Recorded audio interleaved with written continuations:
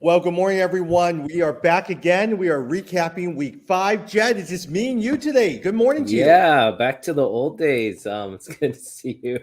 Yeah, this is fun. And I was mentioned we just noticed someone. Jimmy was saying how we noticed we actually have followers, which I didn't know, and heard from folks who listen to us every week. And so, yeah, I really appreciate it and want to make sure we get as much info as we can to you.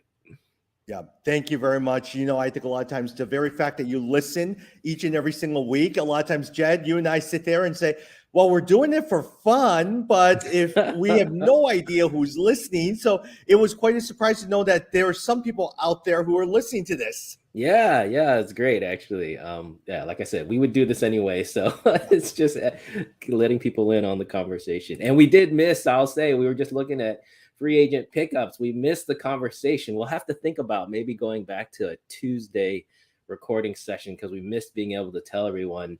But obviously, everyone was going after Walker. That was the big pick. The hard part with Tuesdays, right? Don't you have to go to the office on Tuesdays, Jed? Yeah, well, we can work. I can work around things, but yeah, I either have to go Tuesdays or Thursdays usually. Well, I don't have to, so like I'm not going this week actually. So, but anyway, we'll figure it out because it's fun to do Mondays and Tuesdays too.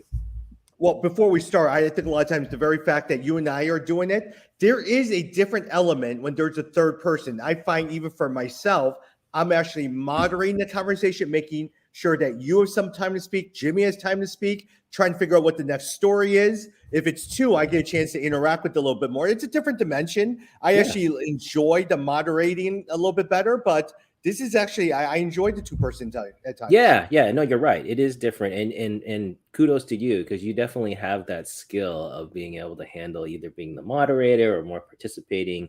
But you're right. There's a certain cadence to how you talk, which you just have to get used to, and it's different with 2 versus 3. But like I said, I mean, this is a throwback to when we first started. That was so fun. So it is hard because I would say this as we start is when there's a three-person man booth and you throw an idea, but then it's on one of my slides. So now I have to quickly go over which slide was this on because you don't want to be sitting there. Okay, did that. So you're always trying to figure out where you are with everything. Yeah, we just like to throw curveballs at you, Tommy, to keep you sure. Oh, you're not as bad as Jimmy. Jimmy throws curveballs all the time. I say, stay on topic because my slide is coming up next. Yes, yeah, you can get mad at him for that. That's pretty funny.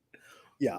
Hey, as we start, the biggest one on the news, I do want to talk with you, Ashley, as we look at here over at week 5. The two biggest news was Travis Kelce and his 4 touchdowns and waiver wire because everybody was going crazy over waiver wire. But let's talk a little bit about Travis Kelce first. Yeah, what a great. I saw that. I was watching the game when he got his second touchdown. I think it was in the second quarter maybe, and I told my son, I was like, man, anyone who's playing Travis Kelce this week, I feel bad for you because this guy is going to blow up. And sure enough, another 2 touchdowns. Anyone who's played fantasy for a long time, you'll remember Sean Alexander had a Monday night game where he had 6 touchdowns, and I will never forget that because I had him and was losing by like 50 some points and ended up winning that week. So if you were playing Travis Kelce this weekend, sorry for you because there's absolutely no way you could have won that. Yeah, it is crazy. I think a lot of times Travis Kelce, he had 25 yards, but they just kept throwing to him and throwing to him and throwing to him. Yeah, in the end zone. I mean, he was, obviously a huge red zone target. But I think that's been another interesting thing for me this year is the tight end position. And, we talked about there was a lot of tight end depth when we drafted. That's what we felt like. But the reality has been that it's really been Travis Kelce, Mark Andrews, and actually pretty much just those 2 guys, I think, that you can say clearing away the best tight ends. And then there's a pretty big drop off because Darren Waller, Kyle Pitts, they have not played out the way we thought. And so the tight end position has really been different than what we expected this year. You did not mention Taysom Hill. Yeah, Taysom Hill. He's a wild card. I tried to pick him up this week. I don't know if I got him. I tried to pick him up because I had a tight end. No, he was picked up across the board. Because of the bye weeks. This is also the first week we're hitting bye weeks. And so now you see people scrambling to fill those spots. And so, yeah, Taysom Hill, great pickup, though, if you can get him. Yeah. Hey, look, I've been picking up Taysom Hill across the board. He got me 24 points. I came out. I was just doing some shopping, and I was in Atlanta. And I had to do some speaking engagements. I'm saying, what did Taysom Hill do? I cannot believe it. Yeah, no, I mean, he was always interesting to me because of the dual designation. But it feels like they're starting to figure out how to use him a little bit better. So I don't know. We'll see. Yeah, this Kelsey's stat line, I didn't realize it was only 25 yards. That is just hilarious. Such low yardage, but then 4 touchdowns. I mean, that's just kind of a fluke. In some ways, it's a fluke, but I mean, Kelsey, the talent is definitely there, and Mahomes was dialed into him for sure. Hey, look, at the same time, I actually put in a little bet, and I usually put a bet for it was $1 that Travis Kelsey would at least get a touchdown and Chiefs would win. I did a parlay, and Patrick Mahomes that he would throw for more than 285 yards. Now, at the end of the day, I got $1.65, but I did win those 2 bets. You went from $1 to $1.65. That's pretty good. But at least you won. It's better to win than to lose. Yes, but I did put in $1 also for the LA Raiders defense to score and for the Raiders to win. I said, you know what? I'll usually put in something. If I won, I would have gotten $21. So usually I'll just put in $1. It's a random game or a parlay, but I lost on that one. Yeah, there's a reason you get $20 for those because they know that the odds of it happening are super low. But good for you for trying. You know what? Clyde Edwards-Helaire came back to earth, 9 carries, 15 yards.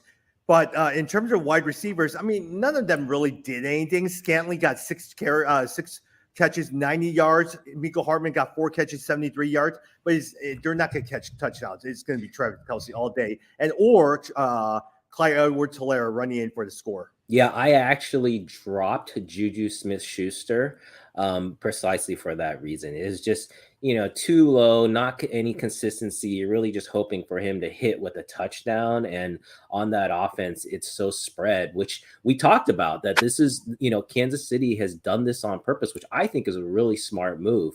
They've really moved away from the Tyreek Hill model and basically want to force defenses to have to cover all of their receivers, and Mahomes going to spread the ball around. It's hopefully going to pay off for them in the playoffs. We'll see, but fantasy-wise, it definitely hurts. Yeah. On the other end, with the Las Vegas Raiders, look, Jen, I'm not sure if you were watching the game. Why in the world did they go for 2 instead of kicking an extra point to tie the game? Yeah, no, I don't know. I'm very curious if that, haven't read any of the commentary, if that was, they all have this, they have this sheet that tells them when to go for 2 or when to go for 1. And it's all based on stats, like what are the best odds. And I'm just wondering, is there some reason that stat sheet said to do that? I can't fathom that that's true, but I don't know what the coach's explanation was, but you're right. It didn't feel right. Jed, on the broadcast, they were saying the only reason they would have gone for 2, according to the stat sheet, the defense was giving up so much yardage. Kansas City was not playing the best defense. So the stat sheet said, go for 2. You have a pretty good chance to go for 2. Yeah, I mean, still, it does seem, that's a tricky one. But I kind of see probably the other piece they were thinking about is playing home versus away. Like you're supposed to take more chances when you're playing away. And so maybe that's what they were thinking is just go for the win. But yeah, that was a tough one. One guy who has really done well, Josh Jacobs, was not even present week 1. But in the last couple of weeks, I mean, he had 21 carries, 154 yards. Last week, he had 28 carries, 144 yards, a total of 3 touchdowns in the last 2 weeks. He's been nothing short of amazing. Yeah, I mean, the Raiders and Devontae Adams, too, had a pretty good game. I think did he have 2 touchdowns in that game, too? Yeah, 2 touchdowns, 124 yards. Yeah, exactly. So they have finally starting to see. Darren Waller is the guy who, I think he went out with a concussion or he got hurt, or a hamstring. He pulled his hamstring, I think, pretty early on. But yeah, if you stuck with Jacobs, good for you. Same with Adams. And again, those guys, you drafted pretty high, so you might have stashed them on your bench, but obviously can be playing them now. It feels like the Raiders are weird. 1-4 feels like they have found their offense a little bit, but still not getting the win. But you got to think it's going to come. It's going to come eventually. Speaking of Devontae Adams, league office will turn attention to Devontae Adams' situation on Wednesday for pushing a photographer on the ground. I think out of frustration because they lost. The only thing is there's a good chance he may get suspended for the game. Yeah, I saw that. It looked pretty bad. If you saw the video, I mean, he's just walking along and the photographer's there and he clearly was frustrated and just knocked him over. It wasn't like he tackled him, but he did just kind of push him. And yeah, he probably, I don't know, it'll be interesting to see if he gets suspended for that, maybe. They were kind of juxtaposing it with there was another I think there was like someone who ran on the field and got tackled, and that person is trying to sue because, yep, there you go, look at that, who got a concussion. But they were saying how that one was a different situation because the fan put themselves in that situation. Oh, that guy is saying that he had a concussion, he hurt himself. Look, you deserve it. Yep. There is no reason you should be on the field. So if you got tackled, it's up to you. Yeah, exactly. I don't think he has a leg to stand on legally, but still pretty funny to me when you see these guys run out there and they just get smacked down. Now, after that, Jet, I have no idea why in the world you're going to go run out on the field because you know you're going to jail for this. So what's the point? And you're going to be ridiculed on national TV for this. Well, I guess we don't know. I mean, we don't know the situation. Maybe he got paid. Maybe like, I don't know. Usually there's this guy seemed like he just did it, but usually, oh, he's a protester. That's what it was. Yeah. So he was protesting something. Yep. Okay. Yeah. I mean, usually they just figure that the attention that they get is worth whatever the cost, right? Like if someone was going to offer you $1 million, Tommy, to run on the field, you're telling me you wouldn't do it? Yeah, that's true. So yeah, I would do it. Hey, look, I do it with my shirt off, all right? Oh, there you go. Any advertisers out there who need a Tommy running without his shirt on, $1 million, that's the number. And you could paint my body as any color that you want. I'll take care of it. That's pretty good. Hey, speaking of that, I know a lot of times we're going to talk waiver wire, but there is one waiver wire that stuck out for so many of us. Did you get your hand on that particular player here, Jed? Yeah, we were talking about Kenny Walker, the backup for Seattle with Rashard Penny. The news came out pretty quick that he's out for the year. And so Kenny Walker came in and played very well. I think had 80 some yards and a touchdown, looked really spry. And so he was a popular pickup. So I'm in 4 leagues. I tried to get him across all 4 leagues. I only got him in 1, but I did get him in 1. So I'm very happy about that. But we were just talking about, we saw waiver wires as high as $84. So people were basically emptying the bank to get this guy. And you know what? I think it's a smart move. I mean, this is a true like plug and play starter. You can just put him in. We'll see, if he's hopefully top 15, maybe top 20 at the worst as far as running backs, which that's very solid to get a starting running back off of the waiver wires is a really good find. Usually what you'll see on the waiver wire is a Pachenko. You're going to see a Mark Ingram. You're going to see a Justice Hill. You're going to see, look, Marlon Mack, we're talking. They just signed Tevin Coleman to back up Jeff Wilson. You're going to see all those guys. They're not as good, but suddenly rarely do you see someone like that rookie Walker who could literally be the number 1 running back next year or for the foreseeable future. Yeah, exactly. Especially in your keeper leagues, that he was definitely worth, emptying the bank for. So we'll have to just see though. And, I would say for those of you who are still looking for running backs, don't, there's still going to be some changes, especially because of injuries. There's still going to be backups. I'll just say, for example, I played Travis Etienne this weekend and he played really well. He had 12 points, had 71 receiving yards. I feel like they're starting to figure out how to use him in conjunction with James Robinson. So there's still, things to be had. There will be another situation like this, but this was the first one in 5 weeks we had where everyone was really trying to get this guy. And who knows, a lot of times if you did not get Kenny Walker, there's Mike Boone that's sitting out there. He's the backup to Melvin Gordon. With Melvin Gordon, his inefficiency, his drops, his fumbles, whatever it is, you could easily pick them Mike Boone. Now we got word that Russell Wilson has some rib damage. So will they be running a little bit more? Will he be running more? Probably not. So the running game is going to be very important. Yeah, that's a really good point. And, it's funny. We were talking last week about what's wrong with Russell Wilson because, we were just talking about how he looks so bad this year. And then, of course, it comes out that he has an injury. It's funny. We didn't think about that last week. We should have maybe even assumed that. But, yeah, I agree with you. They're going to have to be cautious, and definitely the running game should increase. If you've got a Cortland Sutton or a Jerry Jeudy, I think Sutton should be still okay. Jerry Jeudy is the one who I think maybe is going to, drop down a bit. Yep. This is minor news, but at the same time, it does say something else. 49ers released Marlon Mack. They ended up signing Tevin Coleman, who was formerly on their team. But more so, Jeff Wilson is he the running back to own even after Elijah Mitchell comes back? You know, he's been good. I've been playing him and he's been getting me 14, 15, 16 Yeah, yep, points. And so he's yep. been pretty solid. Honestly, I don't know because coming back from injury, you got to feel like they're going to ease him in a little bit. So I'm still going to be playing him even that first week back. But we'll just have to see how it plays out because he's looked awfully good. Yeah. Hey, Jeff Wilson, I was watching him on Red Zone. They were showing a lot 49ers game. He was doing very, very well. Yeah, exactly. I mean, he's definitely the skill set is there. And as we've always said, 49ers, the run game, there's always going to be points there. So we'll see. Hopefully it doesn't turn into a timeshare because if it does, then that's going to weaken both of their values. Speaking of players, Dameon Pierce, he is the new Anthony Thomas for Lovie Smith here. Yeah, I was just looking. I don't know if you saw Dameon Pierce. I think he's either top number 5 or number 6 in total rushing yards through the first 5 weeks. We talked about this, so I hope anyone was paying attention. Dameon Pierce, we said get him, but then wait, because remember the first 2 weeks they barely used him, and everyone was a little bit worried. But sure enough, starting week 3, his carries increased, and then they went full out in the last 2 weeks. This guy has looked great, and so you've got a true workhorse, especially in keeper leagues. This is someone you want to have. I'm very happy I have him in my keeper league. I was very annoyed that Jimmy offered me Kyle Pitts. He wanted to trade for Kyle Pitts and would offer me Dameon Pierce. I said no. Boy, am I regretting that one right now. Yeah. Well, you know what? I was just thinking about our trade for Cam Akers and that flip that worked out for you. It was Cam Akers and Miles Sanders, like that actually worked out for you. So, sometimes the best trades are the ones that don't go through for you. And you just never know how it's going to pull out. Yeah. Just so you know, the Houston Texans are on bye this particular week. Hey, here's an interesting one. Did you see this? Conflict emerges with the fire and Matt Rule. No, I didn't see that it was the Bills. I did see that there was chatter of trade, but I didn't see that it was the Bills. My goodness, that would be gangbusters for McCaffrey if that actually happened.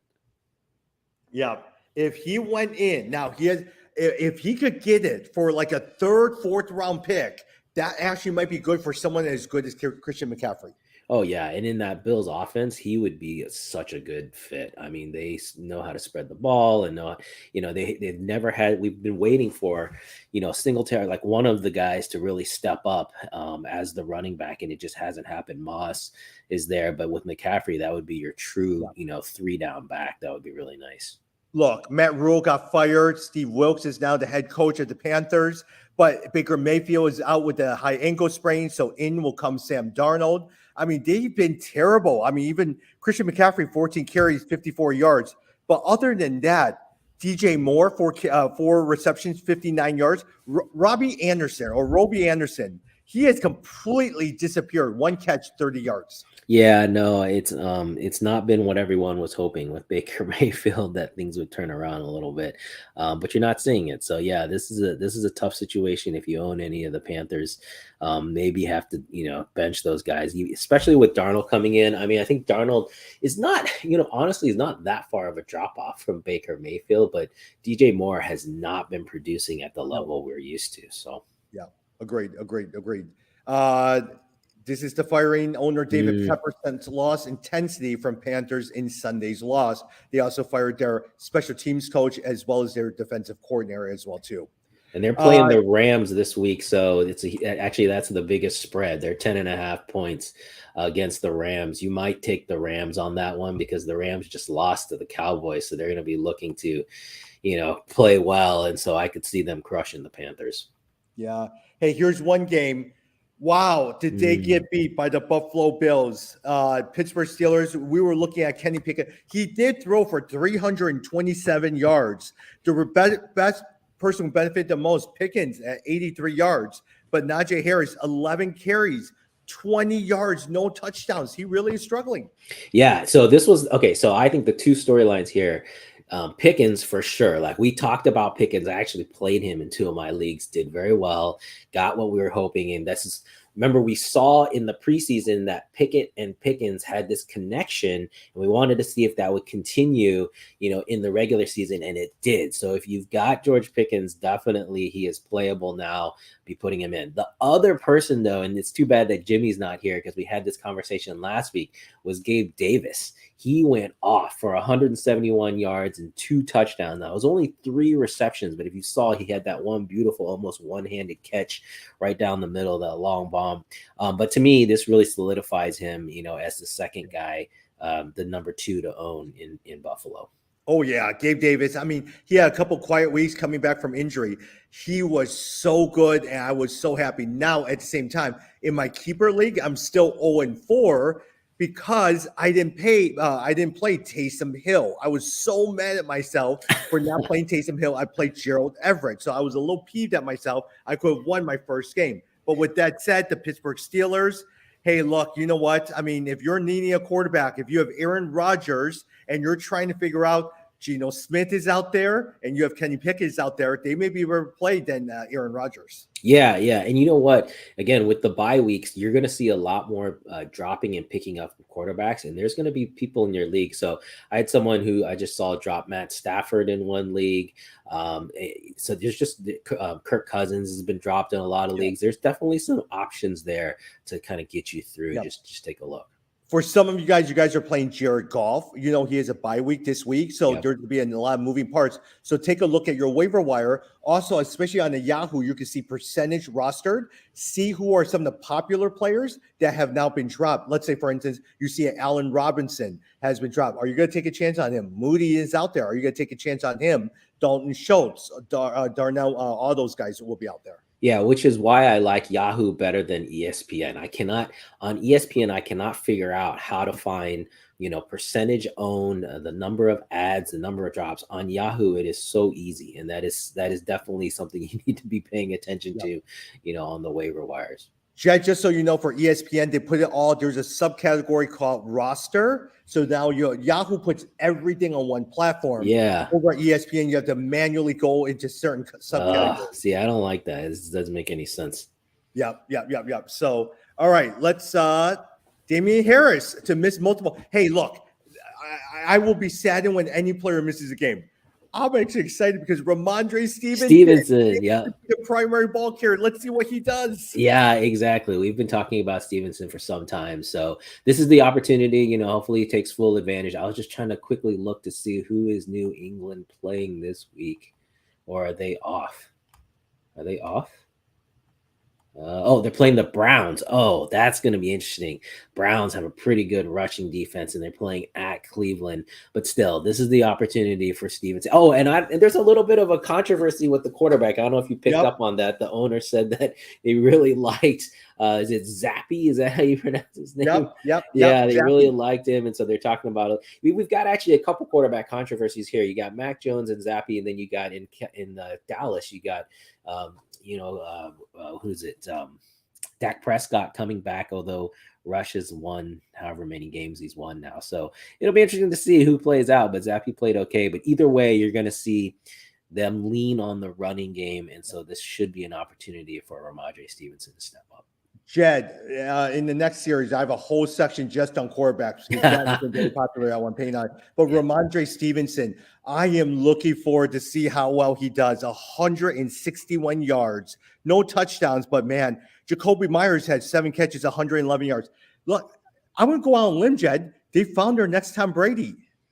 Yeah, maybe, he definitely looked good. Zappy, I was watching the first game when he came in, and I was shocked at how poised he looked. Like, he just didn't look like he was nervous. He was handling the blitz. They instantly started blitzing him. I remember it was like 2 or 3 straight plays, and he just handled it fine. Like, he looked like Brady. You know how Brady doesn't – actually, Brady – he looks calm in there until he takes the first hit. Like Brady, after he takes the first hit, then he gets happy feet and he looks a little. But up until then, he always looks totally poised, and in control. And Zappy looked the same.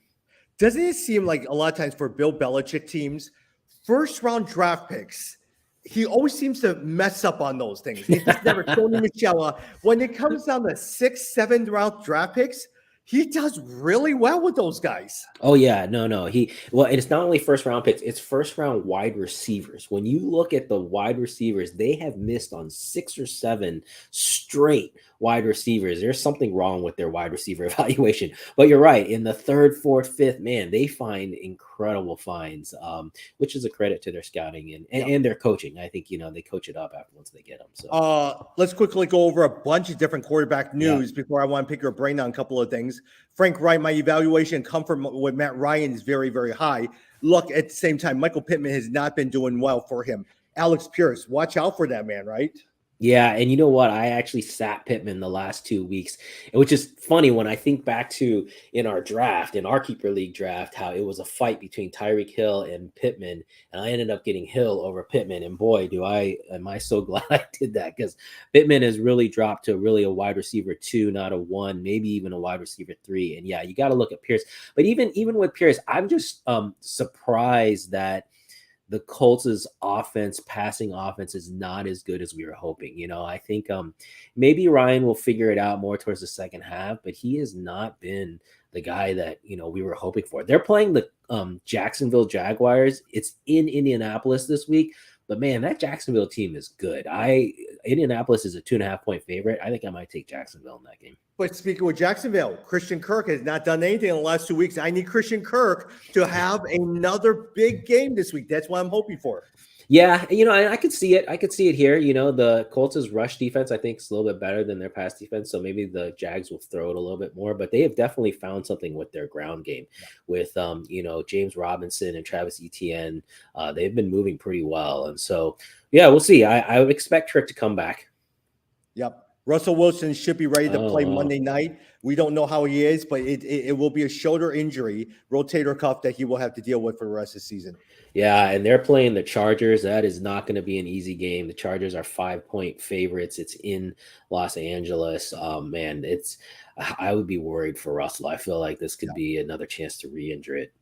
Yeah, and so a lot of times pay attention to their running backs on the San Diego side. Hey, who knows if Keenan Allen will come back for the hamstring? Mike Williams, as well as, Austin Eckler. Boy, has he been good. He started out slow, but he's been very, very good. Yeah, I hope you stuck with him. That's exactly I had him in one league. First 3 weeks was just not good. And then the last 2 weeks, he has really blown up. And so that's a good sign. I'll also say Mike Williams, we talked about at the beginning of the year. Some people weren't sure if he could be the true number 1, if he was a number 2. He's clearly the number 1. It's been really paid out well. Yeah. And even though Gerald Everett had a bad game, if you need a tight end, there's no one better. I mean, a lot of times Will Dissly is pretty good, but Gerald Everett is actually good, very, very good, and had a bunch of different good games this season. Mm-hmm. Yep. Baker Mayfield, we talked about that. Carson Wentz, boy, coming on this Thursday night game, Ron Rivera got his foot stuck in his mouth here, Jed, and it caused a country. Even though, look, Carson Wentz deserved it because he has been terrible. Yeah, Wentz has been really hot or cold. If you remember, he had first 2 games, he looked great, and then they were scoring a ton of points, and then all of a sudden, you saw really bad decision making, a lot of interceptions, and Wentz just kind of went south. So, I mean, in some ways, he did deserve it, but it's surprising. Well, Rivera's never been super good about watching what he says in the press. But they're playing the Bears this Thursday. Tomorrow, they're playing the Bears at Soldier Field. Actually, you have tickets, Tommy. Were you able to get rid of your tickets? I got my tickets. Now, I did sell it. I mean, okay. Face value is $92. I did sell it for $88. So it just was not selling. It just was not selling. Well, we'll see with the weather. Hopefully the weather will be okay. But it should be an interesting game. But I wouldn't be surprised if Wentz has a bounce back game this Thursday, especially after that little spat with his coach. And Jed, speaking of that, Justin Fields, I'm not sure how you felt. I actually felt better about Justin Fields, even though there was a loss. He was efficient and played well. I don't care about the Bears record. I just want to see development in Justin Fields. Yeah, agree. And I'll say this, which is that I read an article that was talking about, the offensive scheme and the offensive play calling, and basically saying, look, it's not that the coach is not doing well. It's that the players aren't executing. And actually, the Bears offense has had some interesting wrinkles and more variety than they've had in the past. And as I read that article, I felt like it was a pretty good convincing argument. And so I agree with you. It was good to see Fields looking better. It was good to see the offense looking better. The Bears have just been so traditional in their offense for so long. So to see a little bit of wrinkle was really good. Yeah, I mean, a lot of times he was pretty efficient. 15 out of 21, 287, 208 yards, one touchdown. Look, Montgomery came back. Mooney has still continued to struggle, but you're seeing progress, and that's important for us to really be able to evaluate because next year there's a good crop of quarterbacks coming out. Is Justin Fields your future? Yeah, and the other thing about that, I'll say the article was they talked about the Vikings. Even though the Vikings won, a lot of the defensive players said it was a difficult offense in the second half to cover. Like they basically acknowledged that they were having some problems with it. So that was another good sign. You know, anytime your opponent beats you, but basically said it was hard, that's not a bad thing. Hey, I'm telling you, in the secondary, that Jalen Johnson is very, very good. I really like him as a player. Yeah, they've done pretty well on the secondary, finding some pretty solid folks. So yeah, there's definitely some hope. Speaking of another one Mm. last thing about quarterbacks, Dak Prescott will begin throwing for Wednesday. Hey, look, let's see if he plays on Sunday. If he struggles, they're going to be chanting for Cooper Rush to replace him. Yeah, see, and to me, if I was the Cowboys, I just don't know why I just wouldn't start him until you are 100% sure that this guy feels good. Because to me, you can only make those moves like once, right? Like once Dak starts, if you pull him and go to Cooper Rush, it's going to be very hard to go back absent an injury, right? If it's not for an injury concern. So to me, leave Rush in there. Say essentially, hey, he's been doing good. We're going to keep rolling, and then if something goes south, you can always, go back to Dak. As long as you manage Dak's ego and he's okay with that, it feels like that's what I would want to do. It reminds me, like we're Bears fan, back in the days when you had Russ Grossman, Shane Matthews, and Jim Miller. You were always trying to figure out which quarterback was going to start back in the days. Yeah, exactly. It's the same kind of thing. I mean, I think psychologically they seem to have figured that out. I think a lot of times Cooper Rush is a great backup quarterback, just like Fraught was a good quarterback. But at the same time, Dak Prescott can do unbelievable things when he's healthy, and he has shown that in the past. Look, it wasn't that long, a couple years ago before he hurt his ankle. He was throwing massive yardage. Oh yeah, no, Dak Prescott definitely top five, no question. In some ways, it reminds me of Russell Wilson a little bit. It's like this is a guy who's been good for a long time. People just don't realize it. Doesn't always seem to get the credit, but yeah, there really shouldn't be a controversy if he is healthy. He's definitely the guy. He gives you a dimension that Rush cannot. Yeah. Well, we talked about the Seattle running back with Rashad Penny out for the season. We talked about Mike Boone, all the other stuff, quarterbacks a lot of times. Who else are you looking at on your waiver wire this week? The other guy I was targeting was Hayden Hurst, and I know we've talked about him and tight end. And I have Darren Waller and Kyle Pitts in almost all my leagues, and I just am benching them now. I can't drop them, but I'm benching them. I've tried trading them, have gotten nothing, and so yeah, I'm looking for tight end. So Hayden Hurst was a guy. If I can somehow get Taysom Hill, that would be amazing. I would try to do that, but I'm just looking for other tight end options right now. Yeah. And just there's a lot of bye weeks this week. So just make sure that you are aware of all the bye weeks that are going on for this week. Yep, exactly. Yep. I am actually looking at the bye weeks. I do not see it, but you know what? That's okay. I'll look at it in a little bit. Man, any other thoughts? NBA, NFL, any other thoughts on your end? No, I'm excited. We had our NBA draft on Monday. That was a crazy one. I paid through the roof for however you pronounce his name. Is it Paulo Banchero? Yeah. People were shocked. I spent $130 of my $200 limit to get him. But you think he's gonna be that good? Honestly, it's not. I mean, it's more about the chance for him to be that good. And also, I think what's really important is the position. He's a power forward, and there's just not that much at that position. And so, along with the fact he's playing in Orlando, he's going to have a lot of opportunity, a lot of, time. They're obviously it's to their benefit for him to do well. So there's a lot going on, and it's a keeper league. So there's a lot going for trying to get someone like that. I won last year, so I had the luxury of, I feel like my top five are pretty strong. So I didn't feel like I needed to get too many other guys. And I heard what you and I were chatting about. We have 5 keepers. I mean, in some sense, actually, 4 keepers might be good just for us to have more players out there to draft, things like that. Yeah, that's what I felt like during the as we were drafting. I was realizing, in football we have 5 keepers, but we have a bigger bench and we have more players who are playing. And so Yeah. I feel like in basketball, 4 might let the draft pool be a little bit stronger. There just weren't that many players, and when there's not that many players, what happens is then everyone spends their money on one person, and so to spread that out a little bit, it might help. But it's something to think about. Yes, and you know what? Selfishly, I like to say no to it because remember my starting lineup: Kevin Durant, Giannis, Jokic, Curry, and Doncic. I mean, you're breaking up my starting lineup right there. Well, and Tommy, I don't know how you didn't win last year. I think maybe because of injuries, maybe what hurt you a Injuries. little bit. Yeah. Yeah. But your team is stacked. Yeah. Like your team is really good. So you did really well with your trade. You kind of capitalize on it being a keeper league. So when you Yeah. play a keeper league, you have to play a little different. And like you really were setting yourself up Yeah. for long term. And now we'll see if your moves really Yeah. paid out. And if they do, this could be a good 2, 3, 4 year run for you. We'll see. If you remember last year, they rested Doncic. He was out. Curry, they rested him. Durant was toward the end not playing very well. So essentially, I was being carried by Giannis and Jokic, and it just wasn't enough to beat you guys. Yeah, exactly. I'm pretty much the Atlanta Hawks this year. I'm Trey Young. I got Murray, and so now that they're together, we'll see how they play. And then I drafted John Collins, so I'm basically the Hawks. The Hawks team is basically how I'll do. So we'll see. Okay, speaking, do you watch a lot of Atlanta Hawks? I try to, but they're hard to get. You don't always get them on TV, but Yeah, usually I'll do League Pass as well too. But Yeah. in terms of the Atlanta Hawks, actually, let me just click on it real fast. I was looking at it.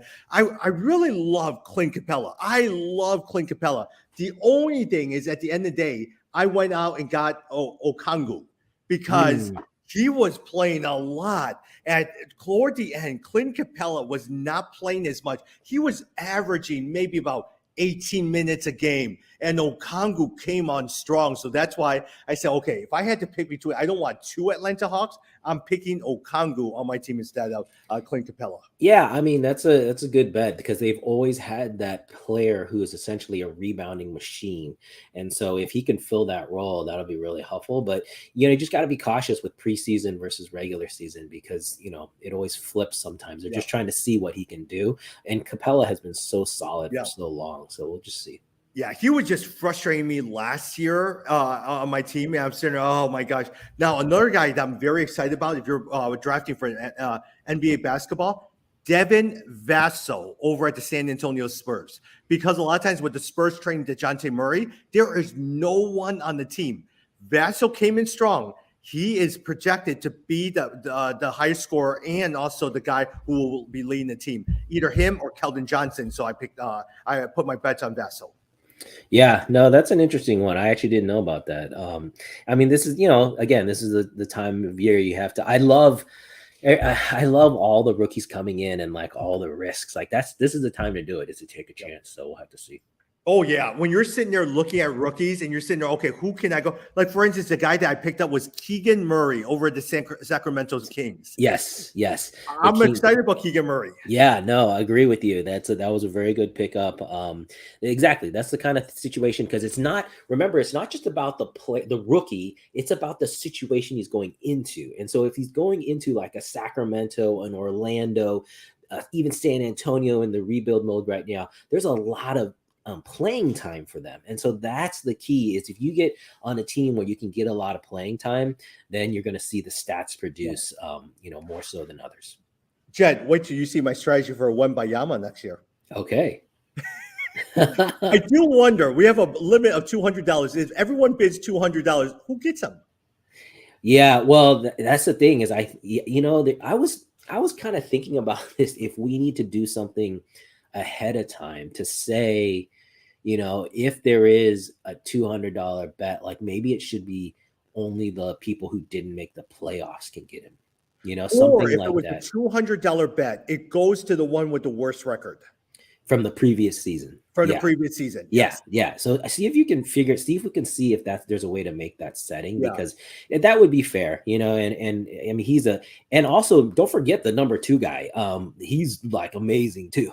Yeah. So whoever gets those first 2 could be set for years in our league. Because I will say right off the bat, I'm putting $200 on him. Yeah, no, definitely. I would do the exact same thing, and I'm sure we're not the only 2. So we should figure that out, because he is this guy. I love LeBron James's quote. He's not a unicorn, he's an alien, and he really is. If you watch this guy, it's Kevin Durant but bigger, Yeah, and that is just unbelievable. Yeah. You're going to see more players who are traditionally big men that are more fluid, nimble, could play the point, could drive, could shoot from the 3. That is the future of NBA. That is more so than baseball. NBA knows how to evolve in a very entertaining way.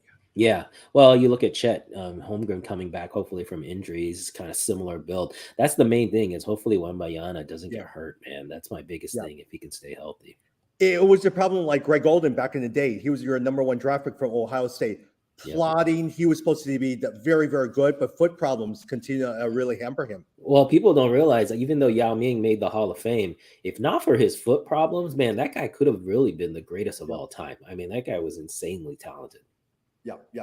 So, Jed, thank you. I guess we're going to come back on Friday. Just me and you. Jimmy's in Nairobi this week, and he got his visa. I talked with him. One of our other team members did not get her visa, so she was stopped at O'Hare, even though she had the thing that says it was preliminary paid. They just didn't process her payment yet. They still wouldn't let her do it. Wow. Yeah, international travel, that's tough. But yeah, we'll have to see if we can connect with Jimmy. That'd be funny to do it from Nairobi. Yep. Thank you. We'll talk soon, Jed. Yep. Bye.